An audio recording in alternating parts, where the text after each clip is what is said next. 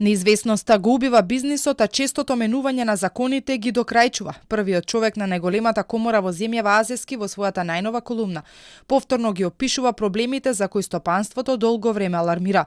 Вели наместо да се насочат кон работата да го зголемат извозот, продуктивноста, тие се растрчани да спречат носење на закони кои само можат да им го отежнат работењето. Може ли во таква ситуација да се мисли на развојот и инвестициите? Во исто време те растрчуваат од лево на десно, напред-назад, кон промени на законот за работни односи, регулативата за одобрување на работни дозволи, солидарниот данок, двојазични декларации, ограничени маржи и сето тоа зачинето со блокади на собранието, кое како да стана национална дисциплина. Во колумната Азески јасно посочува дека сите очекувања на бизнисот се исчезнати. Не е оптимист дека промени ќе има. Економијата и натаму ќе тапка во место. Ние бизнисмените имаме еден избор. Тоа е упорноста, упорноста и упорноста.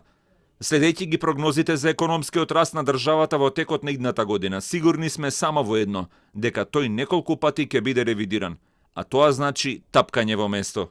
Пред известно време Азески на годишнината на владата излезе со 5 прашања кои го засегаат бизнисот, но тогаш одговорот од премиерот Ковачевски беше дека бизнисот има право да прашува. Во изминатиот период државата донесе неколку законски решенија за кои стопанствениците реагираа дека се носат без да бидат консултирани и пред известно време забележа на владата дека треба повеќе да ги слуша нивните предлози, а средбите кои ги имаат да не се сведуваат само на соопштенија од владините прес-служби, во кои ќе биде потенцирано дека имало состанок и притоа ништо во однос на проблемот за кој зборувале да не се промени. Постојано апелираат и да се почитува даночниот календар.